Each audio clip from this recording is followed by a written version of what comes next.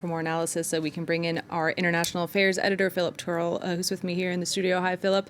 As we just heard in that report, Ukrainian President Volodymyr Zelensky says he's ready to discuss Ukraine adopting a neutral status. What would that look like exactly, and how should we interpret his remarks? Okay, first point is that I think we have to be a little bit careful about how we translate exactly what President Zelensky means, because in the first interview he said he would be willing to talk about that, and then later on he issued another statement in another interview saying that he would not be willing to discuss any breakup or handing over of Ukrainian territory.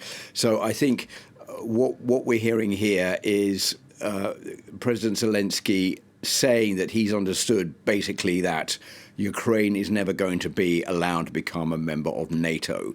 So therefore, he has sort of shelved that idea. There were talks going on behind the scenes for a very long time before about whether or not one day Ukraine could be welcomed into NATO. I think Zelensky and the rest of the leadership in Ukraine have more or less put that idea out of the window for the time being, saying, well, it's absolutely impossible in the current circumstances with the war with Russia. So therefore, okay, that's a no-go for the time being.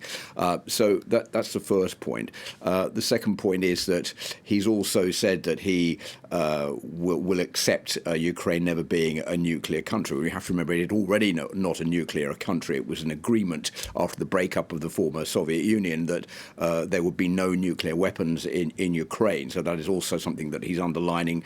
That is something that Russia wants, but would not be very difficult for Ukraine to adhere to, because it already doesn't have nuclear weapons. And he's dismissed claims by Russia that Ukraine, for example, harbours chemical weapons or any other sorts of weapons in the country. So there is some kind of path being proposed to the Russians as these negotiations take place today in Turkey.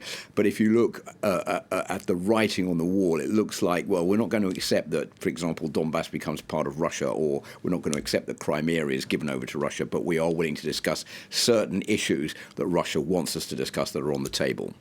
Now, Ukraine intelligence has cited reports saying that Russia is now seeking to split the country in two. And those remarks follow comments last week from Russia's military, which said the first phase of what it calls a special military operation in Ukraine is now complete, and that it would now focus on, quote unquote, liberating the eastern Donbass region in Ukraine. What lies behind these shifts in discourse we've been hearing?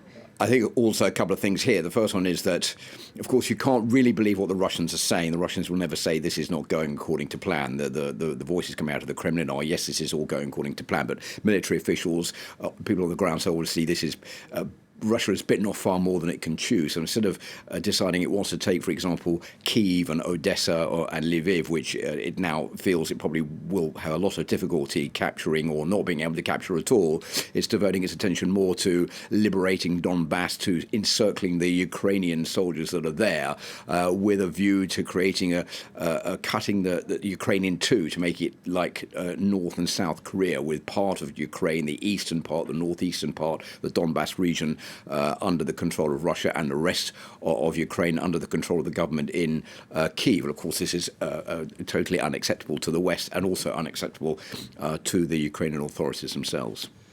All right, France 24's international affairs editor Philip Turle with that analysis here in the studio.